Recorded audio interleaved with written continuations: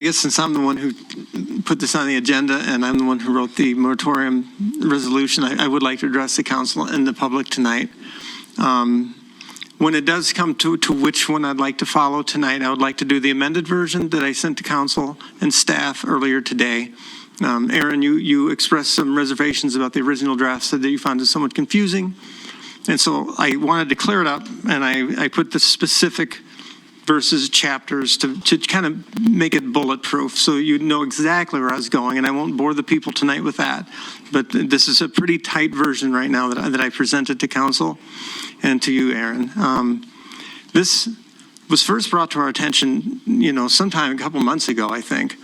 And I think I might be representative of a lot of the people up here that thought that, well, maybe this wasn't that big of an issue, that it's being handled internationally and nationally. And so I'm not sure if I took it seriously enough. Upon doing my research, looking at articles like the gentleman mentioned tonight, the doctor that had the article on the Epic Times that actually Councilman Friedel had sent out to council tonight. When I read letters and testimonial like our first speaker tonight about his sick wife, and then when I just do Google checks I thought that we're just going to be alone in this thing, just Fountain Hills against the world. And I realized this has gone worldwide. There's a lot of questioning right now of this 5G technology. I just want to say this is not about having 5G service. Okay, we get that from the micro towers. These are small cell wireless units that would be able to be placed on your right of way, which we talked about earlier, on your property without permission by you. They have safety concerns, which we discussed, especially for vulnerable people with neurological conditions. Until further information is known, this moratorium is necessary. We did get letters. And I was so impressed from AT&T with Tony Broberg, Desert States President, AT&T External Affairs.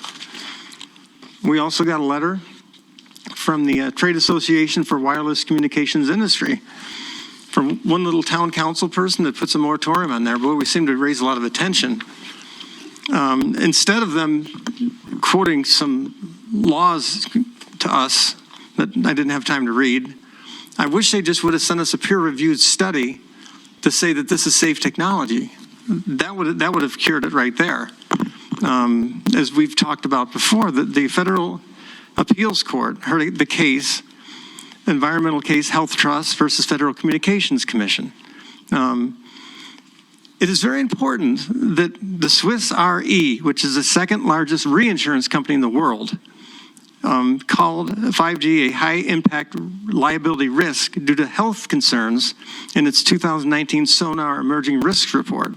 And they will not compensate for losses from personal liability related to RF exposure.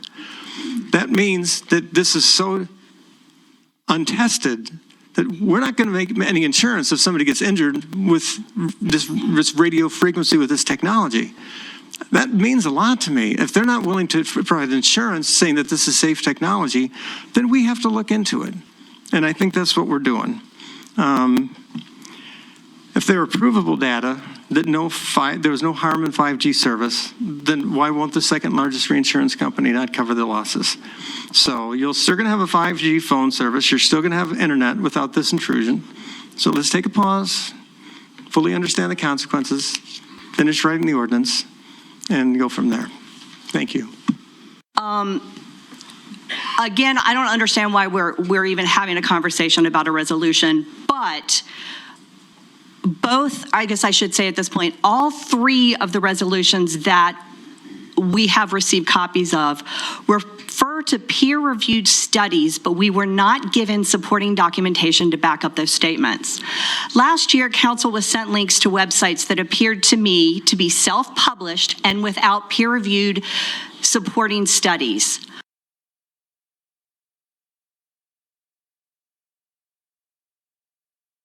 From the research I've done, low-band and mid-band 5G networks operate at largely the same frequencies as existing networks.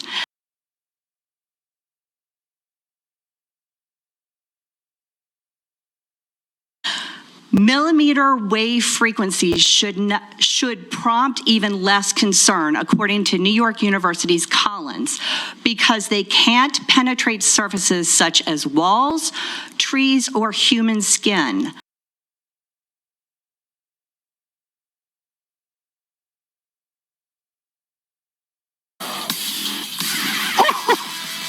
Wow.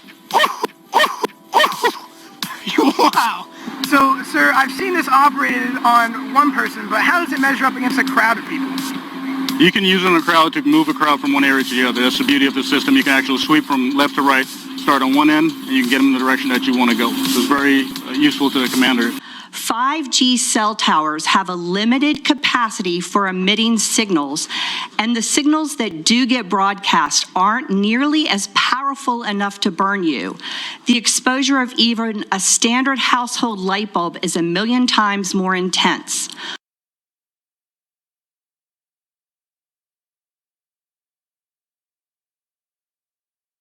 Millimeter waves are so weak, in fact, that they're barely able to carry an actual signal to your phone.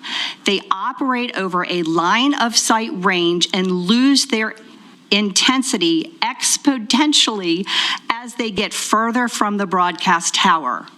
Every article or blog post that I have seen against 5G treats 5G as harmful microwave radiation. 5G uses millimeter wave technology that does not penetrate the skin and falls under the category of non-ionizing electromagnetic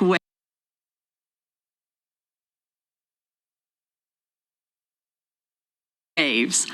Our home appliance that we call a microwave has much higher energy and can penetrate the skin, which is why we use them to cook and why it has a door to protect you.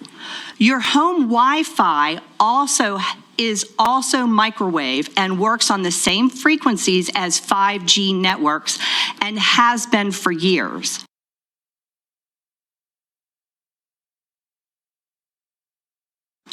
Due to lack of scientific research from peer-reviewed studies, I cannot agree that 5G causes cancer or other illnesses, and I will not support a moratorium.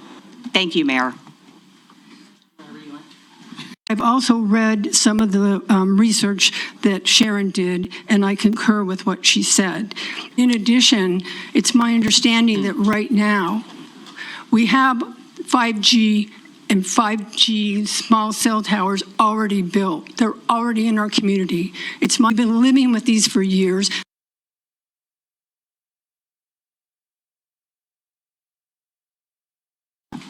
Okay, a couple of things that I think I've stated that were wrong. First of all, schools do not have small cell towers. They have the big, tall, huge towers, first of all. Secondly, I don't believe, maybe I'm wrong, there are no small cell towers in this town yet that I'm aware of. You did say that. In addition, it's my understanding that right now we have 5G and 5G small cell towers already built. They're already in our community. You did say that. Yeah. Pardon me, I didn't mean it that way. I said that we already have the cell towers existing. We have cell towers, but we don't have any small cell towers in this town. I don't know that. Do we know that, Justin? Councilwoman? Oh, that'd be me? Thank you, Ms. Mayor. I think I've been waiting. The other thing with you, Sharon, is you mentioned about line of sight. You compared this to a light bulb or to a VCR. And I just wanted to point out that if you go into another room and there's a light in the other room, you can't see the light with the door closed. If you go into another room with your VCR remote and you push the button, it won't go through the door. I mean, I think that's what you said. The exposure of even a standard household light bulb is 1,000,000 times more intense. And with the VCR maybe. And the thing is there's a roof over here, there's no line of sight, but I did have to turn my phone off tonight because if somebody were to call me, it'd go right through this structure. And so these waves, they do go through, it's not line of sight, they go through mortar, brick, what trees you mentioned, so I just want to clarify that. They do, it's not line of sight. And then the last thing I'd like to say, and again, this is anecdotally, but there were people from the telecommunications industry here with their trucks. We have pictures of them, and they said they were scouting tower locations. And I've got the picture, I think, Councilman Friedel, I think you do too. And so the fact that they haven't done it doesn't mean they're not doing it right now. And that we might have been the shot clock to set them in motion to scout out our own town. It's hard to say, but they are here right now scouting out our town. I'd just like to make a motion to adopt the amended Brenda Kalianakis version of the 5G ordinance, our resolution. Thank you. So we have a motion for something that is not in our packet, correct? So I just want to make, right, I mean, we have it, but as far as the folks? Yes. It's not yes. something you can literally see, but you will. Yes. Okay. But trust me, it was better than the original. Thank you. We have a motion and a second on that resolution, which, well, you know which one we mean. Okay. Can we have a roll call, please? Councilmember Friedel. Aye. Councilmember Kalavianakis. Aye. Councilmember Skillicorn. Yes. Councilmember Toth. Aye. Councilmember Grzybowski. No. Vice Mayor McMahon. Mayor Dickey. No. Thank you all. Appreciate it.